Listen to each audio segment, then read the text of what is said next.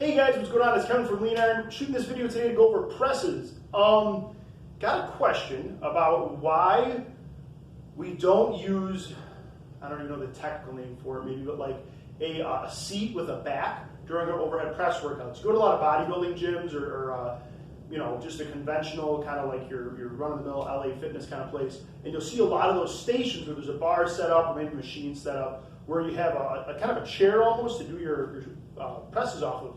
And I'm going to keep this pretty basic. If we get into possible injury patterns for overhead pressing, the most common complaint that I see in overhead pressing is outside of injuries to the shoulder itself, which can occur, especially if you're not packing your shoulders properly. Another video for another time.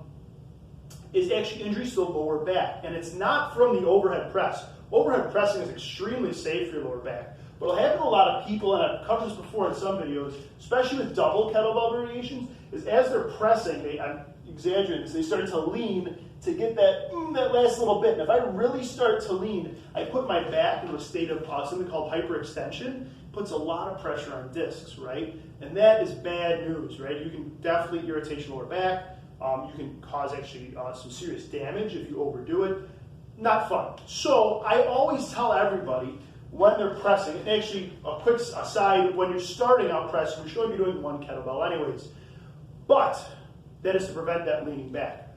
When you do two kettlebell variations or even one kettlebell variations, by staying on your feet, you keep these huge muscles, your legs, kind of as springs for the upper body's pressing movement.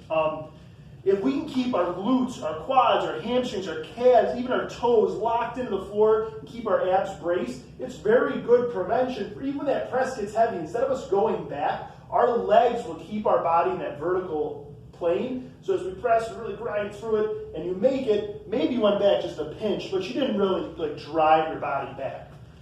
You can't do that very well if you're sitting. I'm going to try to show this. I don't have a back on this bench, obviously, but if I'm sitting here, I'm not tied into the floor. As a matter of fact, the very act of sitting completely disinhibits activation of the glutes. It's very hard to flex your butt when you're sitting, right? And those glutes are the biggest muscles in your body, or one of the biggest muscles in your body, and they are directly next to your spine, right? So, very important for proper spinal mechanics. If we're sitting, we're pressing two kettlebells or two dumbbells or a barbell, and our glutes are turned off, and that press gets hard, and we start to lean back. I don't know if you can see this. I can already feel it. There is not a lot of room for my spine to move at all, and it is very, very easy, especially if we get out of our actual groove of the movement, to really load our back. And that is not something we're trying to do. We're trying to build strong shoulders and arms. We're not trying to test the connective tissues of our spine, right?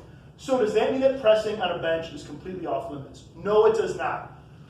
What I would recommend if anybody wants to press off a bench, let's say you have maybe a quad injury or something like that, where standing up and pressing is just not appropriate right now, right? Or one of your, you rolled an ankle or something like that. It doesn't mean you can't do any shoulder work. What I would say if you're going to do presses from a seated position, the really good idea is to do one kettlebell at a time, and instead of sitting with a chair that's got a back, it's a really good idea to put your feet out to the side so that at least your legs are activated and stable. By doing one kettlebell at a time during your presses, right, if it gets really tough to do your press, instead of leaning back, which we just established is bad, right, if it gets really tough, you can lean off to the side. I'm putting my elbow on my thigh here, and this is much easier, especially leaning a little bit forward, not leaning back in a way. That's why I'm going forward to my elbow. This leaning off to the side is totally acceptable if you're in a tight spot and you're trying to make the absolute last rep.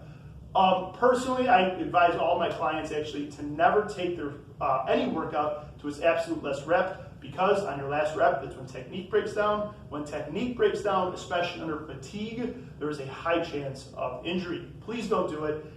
If you insist on taking your reps or your sets to the very last rep, and you want to try seated presses, do them on a bench without a back, and do it one kettlebell or dumbbell at a time. Thanks so much for watching, guys. If you have any questions on this, leave them in the comment section below, and I'll get back to you soon.